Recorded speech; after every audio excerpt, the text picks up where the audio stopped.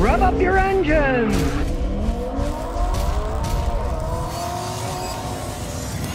Well, you follow electric cars? Rivian is now recalling almost every single car they made.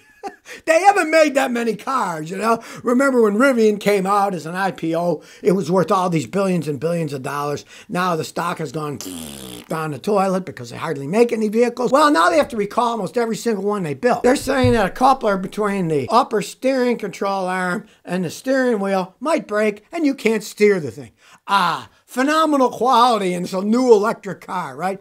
This is why I tell people, do not buy new technology as soon as it comes out, especially if it's an entire new car like that. They're bound to screw up just about everything. There's too many problems. And a company like that, Rivian, they were pushed so much to get a car out there because their stock kept plummeting and plummeting. Then they said, look, we're building cars now. And they made 3 or 4 of them and gave them to the president and the vice president of the company or some BS. Always follow the money and look at the reality of the situation. Don't say, oh, look, they're making cars now. Yeah. Now, this recall covers 13,000 vehicles. In a normal car manufacturer, that's a spit in the bucket. That's nothing, right? But in this case, it's almost all of the production that they did between 2021 and 2022. That's almost their whole production. And the steering wheel might just stop working and you'll crash. If you owned one, boy, it would be scary, right? But I mean, for the rest of us sitting on the sidelines, hey, I'm laughing. I got to admit, I predicted quality control crap from these companies. That's exactly what they're doing. They're rushed into production. They want to make money, so they start building these things,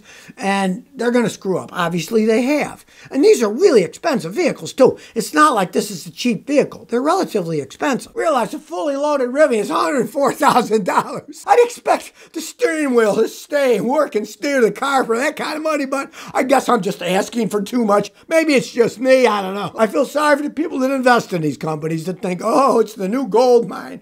Yeah, it's going to be a collapsing gold mine. I don't understand how people get suckered into this stuff, but they do, and now they've recalled them all. And it's not like, okay, well, the windshield whistles are, no, the steering wheel may not work anymore.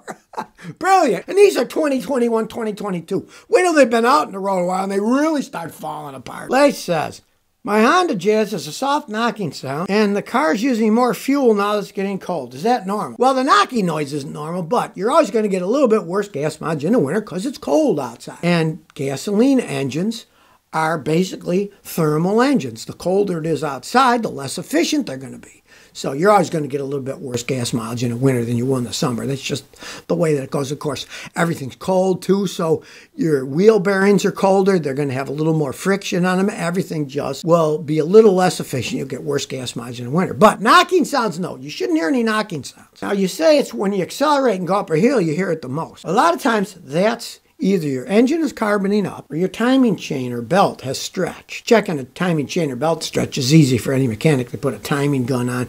They watch it when it's idling, and if the timing's way off, you know the chain is stretched and you got to replace it, or the belt stretched, you got to replace it. But more insidious is carbon, and that is a Honda. They can carbon up over time. So what you want to do, get some good carbon cleaner. I like the ATS Automotive Test Solutions, my friend Bernie in Albuquerque. You just pour it in the engine oil and it cleans the engine from the inside, and you get another bottle that goes in the gas tank. It's a different type. And then that cleans the inside of the combustion chamber.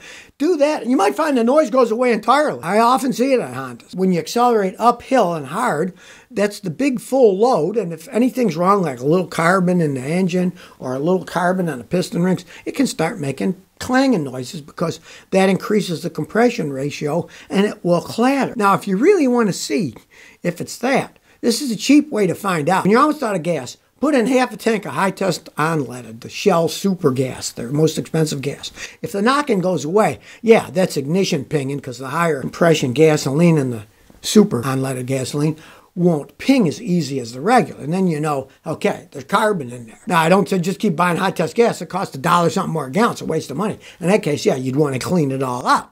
But that's a great way to test it, because if it goes away, the higher octane gas stops the pinging because your compression is too high because there's carbon and dirt inside that's making their ratio go up.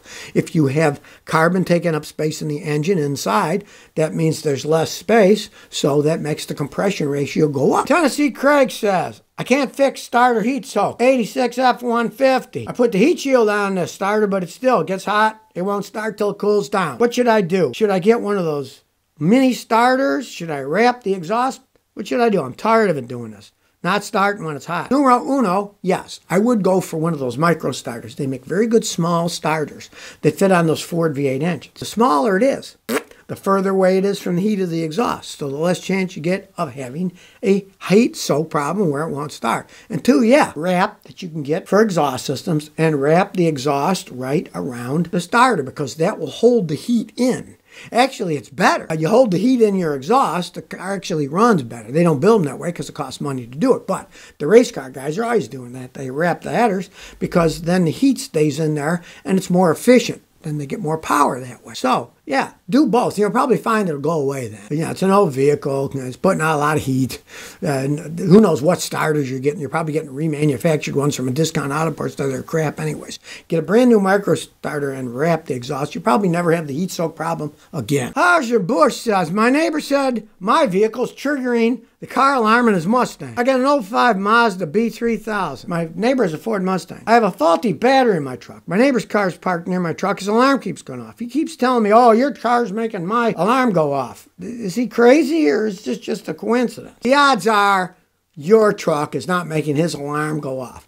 The only way that your truck could make his alarm go off is, let's say, your truck has no exhaust system on it. When you start it up, the noise will make it go off. As for your battery having a problem making his alarm go off, that's nonsense. We don't have wireless transmission like some Nikola Tesla dream of sending power through the ethos. No. More often than not, if his battery's starting to go out, his alarm will go off the time. Or he's got some other problem that makes the alarm go off. It's an internal system on his Mustang. If you hit it, it'll go. If somebody opens the door and a light comes on, that'll turn his alarm on. And the only way you could make his go off is you open your door and it hits his door, or your truck makes a ton of noise and the vibrations set the alarm off. Jay Hinkle 3 says, are skid plates worth it? I was driving down the interstate and ran over an exploded tire because some jerk on a Jaguar wouldn't let me get over. So now my car doesn't have a skid plate. There's no damage to the engine or tranny, but I don't have a skid plate. Do I need it? Can I just drive it? It's a 2015 Kia Soul. If you're not taking it off-road and stuff, you don't really need the thing. On the other hand, of course, if you get another blowout without a skid plate, you could get damage to the bottom of the engine.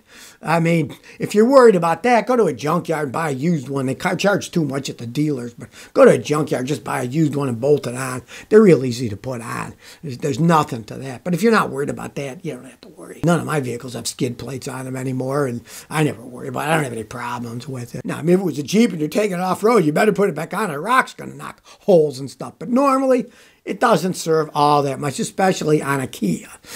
Not too many people are taking those things off-road either. Well, old Joe Biden says he's going to save us all. He's going to release another 10 million barrels of oil from the strategic reserve. It's going to save us all. Ha! What a joke that is. Okay, 10 million barrels he's going to release, right? You know how many barrels Americans use? Americans use like 9.6 million barrels per day. So that's like 1 day's worth. It's a spit, literally, in the bucket. It isn't going to affect the price. One stinking iota. It's just another one of these posturing of the politicians kissing the babies and eating mom's apple pie that they begged for. It's a bunch of nonsense. 1 day's worth. Ooh, it's really good. By the time it trickles down, you know, it's not going to do anything. You know, the oil companies are just waiting for the next excuse to raise prices. It's just any excuse they have, they'll do it. And then the politicians pretend that we're really working on this.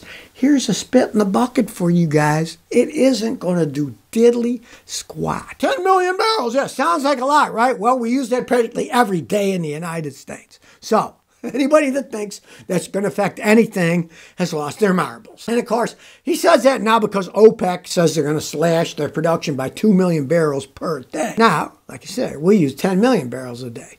But that's 2 million barrels per day. That's not a one-time 10 million barrels, which lasts for 1 day, and that's the end of it, right? And of course, if you've been following California, they have this made up, oh, well, our production facilities have gone down. They need repairing, and there's unforeseen circumstances. So now people in San Francisco are paying $7 a gallon for gasoline because the oil companies can charge whatever they want. Oh, our factories, we had to shut them down a while, so we're going to raise the price of what we have. What's going on in our society, you know? Used to be somebody made a product, they sold it, was good, people bought it at a good price. Now, if they screw up at the factory, Darn, they're just raising the price to everybody and saying, okay, now you can pay $7 a gallon because, oh, we kind of screwed up, but you can pay for it. It's ridiculous. It's gotten to a point of absurdity. So if you never want to miss another one of my new car repair videos, remember to ring that bell.